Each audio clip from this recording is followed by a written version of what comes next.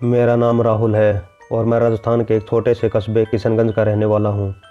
दरअसल मैं एक फर्टिलाइज़र कंपनी में काम करता हूँ जो राजस्थान के 12 शहर से थोड़ी सी बाहर है।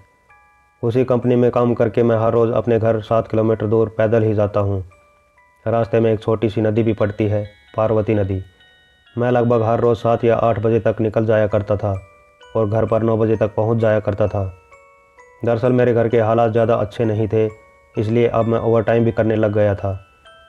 इसलिए 3-4 दिनों तक तो मुझे कोई दिक्कत या परेशानी नहीं हुई, क्योंकि रात करीबन 11 बजे मैं और मेरे गांव का एक दूसरा दोस्त मुकेश दोनों साथ ही बाइक पर बैठकर निकल जाया करते थे। खैर, बात है 22 मार्च की। शाम को हल्की ठंड भी हो गई थी। मुकेश की तबीयत खराब होने के कारण आज वो भी छुट्टी पर था, इसलिए आज रात मुझे अकेले ही पैदल जाना था। रास्ता बहुत सुनसान था, लेकिन चांद की हल्की रोशनी में उस टूटे फूटे रास्ते पर चलने में कोई दिक्कत नहीं हो रही थी। मैं ठीक 11 बजे कंपनी से निकला और जल्दी जल्दी उस सुनसान रास्ते पर चलने लगा। दरअसल मुझे बीड़ी पीने का शौक़ था, लेकिन कंपनी में बीड़ी पीना मना था, इसलिए हम लोग बाहर आकर ही बीड़ी खरीदते थे, लेकिन आज कोई दुकान भी खुली नहीं थी। मैं जल्दी जल्दी चलकर घर जा ही रहा था कि उस पार्वती नदी के पुलिये के पास मुझे एक साधु बीड़ी पीते हुए दिखाई दिया। उस साधु को बीड़ी पीते देख मुझे भी बीड़ी पीने की इच्छा हुई, तो मैंने वही पुलिये के पास खड़े साधु से बीड़ी मांगने की इच्छा जाहिर की। इस पर वह अजीबोगरीब तरीके से मेरी तरफ देखने लगा।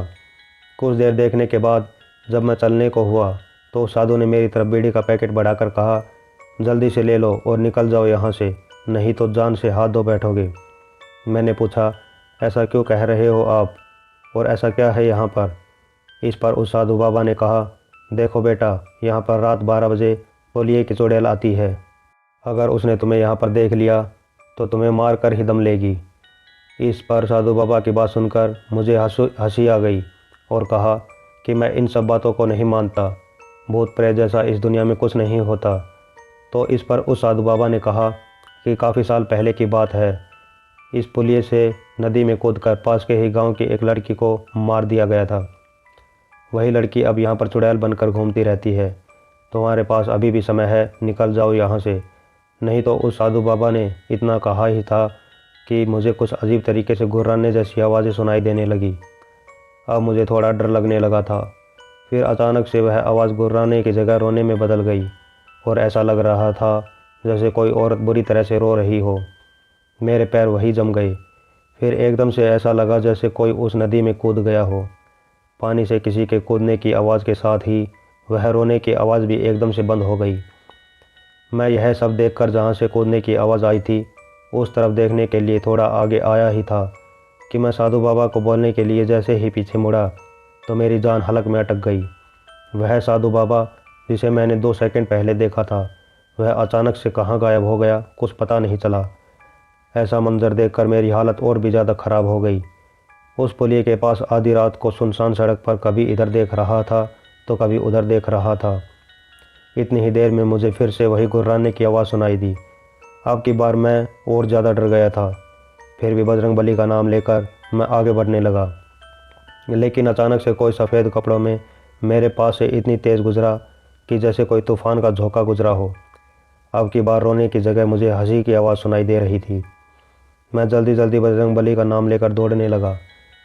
दौड़ते दौड़ते मुझे पीछे से आवाज़ सुनाई दी, रुक जाओ, मेरी मदद करो, अगर मेरी मदद नहीं की तो मैं तुम्हें ज़िंदा नहीं छोड़ूंगी।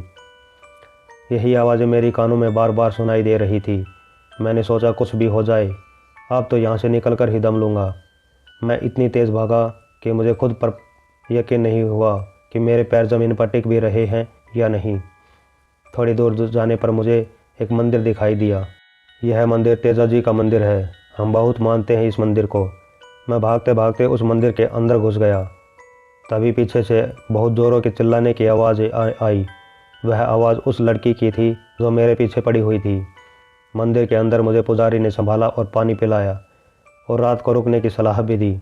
सुबह जब पुजारी से मैंने पूछा कि वो रात को सब क्या कुछ घटित हुआ था, तो पुजारी ने बताया कि काफ़ी साल पहले एक लड़के ने एक लड़की को प्यार के जाल में फंसाकर यहाँ पर लाकर उस नदी में धक्का देकर मार दिया, क्योंकि वह लड़का शादीशुदा था।